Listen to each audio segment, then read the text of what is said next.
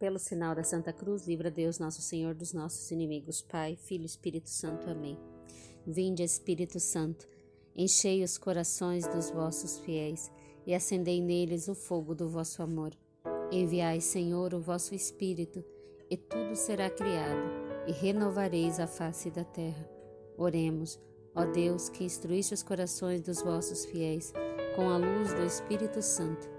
Fazei com que apreciemos corretamente todas as coisas segundo o mesmo Espírito e gozemos sempre da sua consolação. Por Cristo, Senhor nosso. Amém. Sejam todos bem-vindos ao nosso canal de evangelização. Eu vou falar com vocês agora sobre o segredo da confissão, o inviolável segredo da confissão. A Igreja, como boa mãe, protege cada um dos seus penitentes e não permite que seus pecados sejam revelados pelo sacerdote, e aplica a pena máxima de excomunhão ao sacerdote que violar o segredo da confissão, como está no Código de Direito Canônico, Cânon 1388. O confessor que viola diretamente o sigilo sacramental incorre em excomunhão latae, reservada à sé apostólica. Quem o faz só indiretamente seja punido conforme a gravidade do delito. O intérprete e os outros mencionados no Código Cânon que violam o segredo da confissão sejam punidos com justa pena, não excluída a excomunhão. O sacerdote está impedido também de usar qualquer informações que tenha obtido em confissão, e isso pode prejudicar o penitente. Por exemplo, mesmo que um sacristão revelasse ao confessor que ele rouba objeto da igreja, o confessor não teria o direito de demitir esse funcionário, pois estaria fazendo uso da ciência adquirida em confissão, com prejuízo para o penitente. O sigilo da confissão é atestada desde o primeiro século da Igreja, como se vê neste testemunho. A Frade 345. O Sírio pedia formalmente a quem recebesse a confissão do pecado que não o revelasse. Artério, bispo de Amassélia, assegurava aos pecadores a máxima discrição, pois dizia ele: o pai tem mais interesse em salvaguardar a dignidade dos filhos do que os próprios filhos.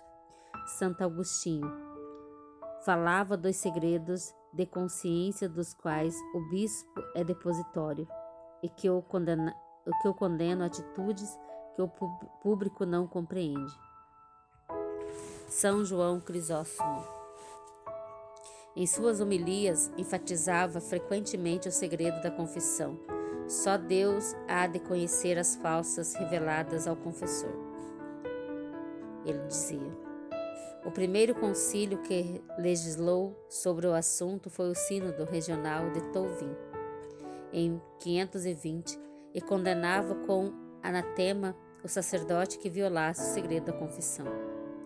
Na Idade Média, dizia o Papa Inocêncio III, em um dos seus sermões: o sacerdote a quem o pecador se confessa não é como um homem, mas como a Deus. Deve evitar toda palavra ou todo sinal que insinue que ele conheça o pecado confessado. São Tomás de Aquino dizia e observava: o sacerdote estava obrigado ao segredo antes mais e principalmente porque o segredo é da essência do sacramento. O sacerdote, com efeito, só conhece o pecado na qualidade de representante de Deus. Ou ainda, o que é conhecido pela confissão é considerado como desconhecido, pois o sacerdote não o conhece como um homem, mas como representante de Deus. O Papa Inocêncio IV proibiu não somente a violação do segredo da confissão, mas também o uso de conhecimento adquirido em confissão, mesmo quando o uso não implique a revelação das faltas do penitente.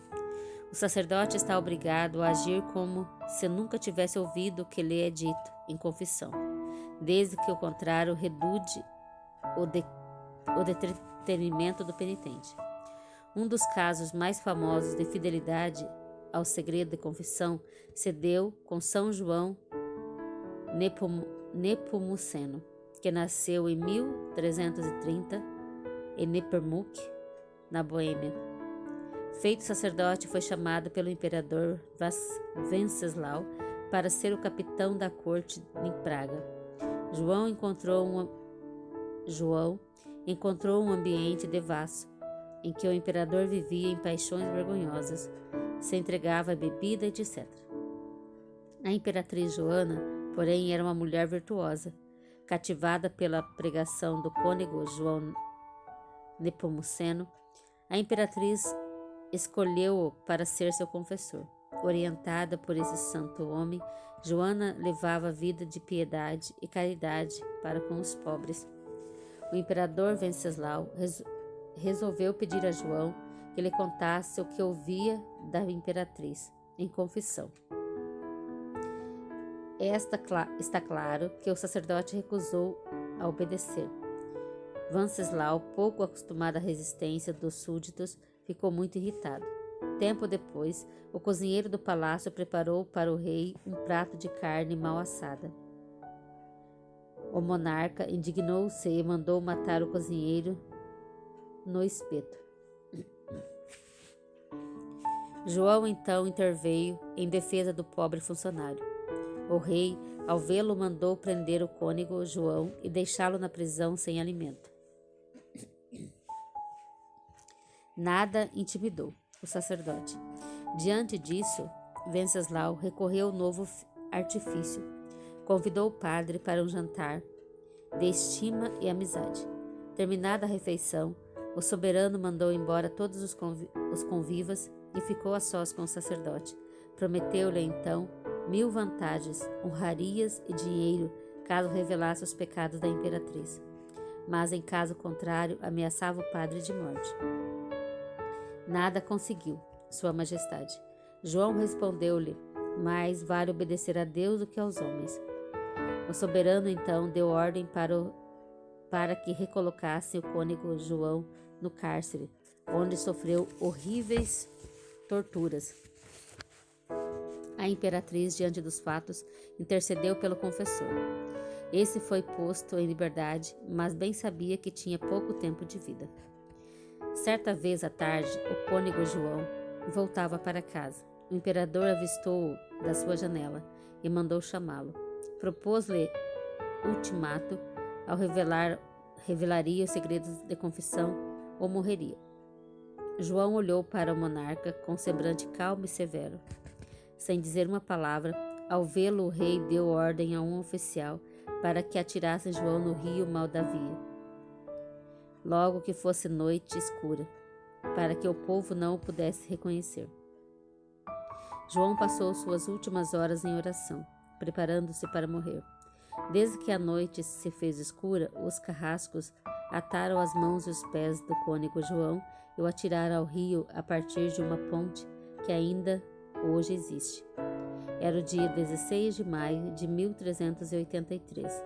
João tinha 53 anos e morria como mártir do sigilo da confissão sacramental.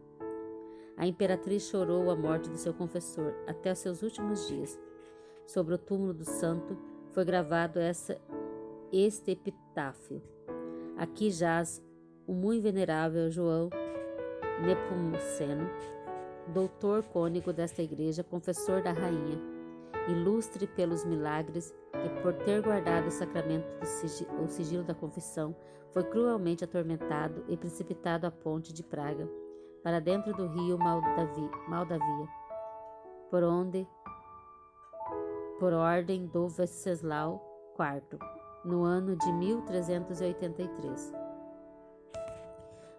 Um caso mais recente de martírio é contado por um sacerdote espanhol martirizado por guardar segredo da confissão durante as terríveis perseguições cristãs que houve na Guerra Espanhola em 1936 e está em processo de canonização.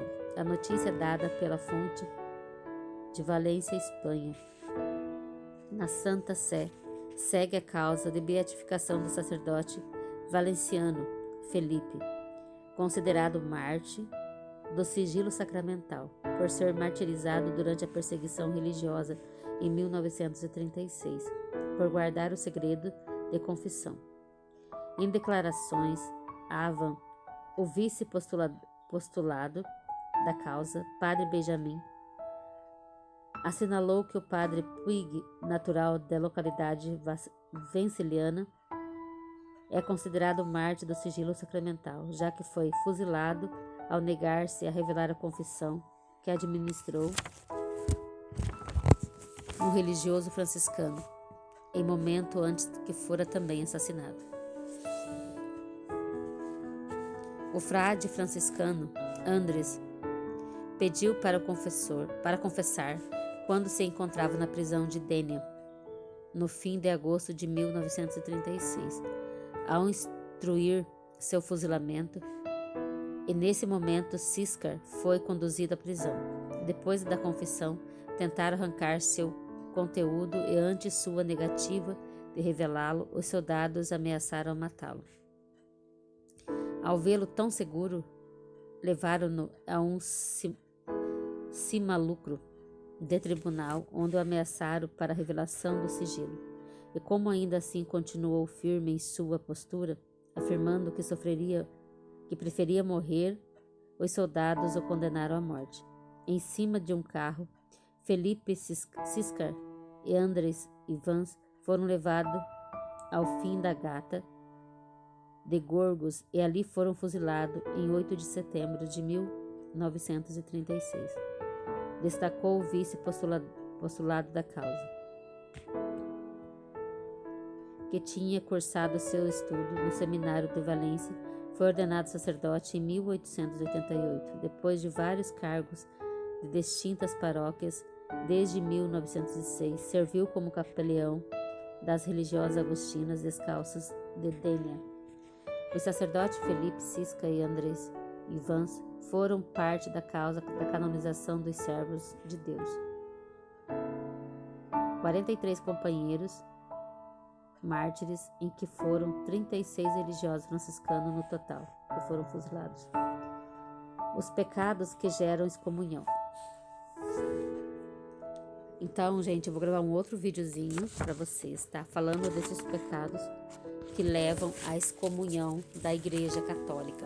Então, já aciona o sininho para que você não perca nenhuma notificação, para que você não perca o próximo vídeo. Então, já se inscreva no canal, deixa seu like e aciona o sininho. Deus abençoe, até o próximo vídeo, fique com Deus e tchau.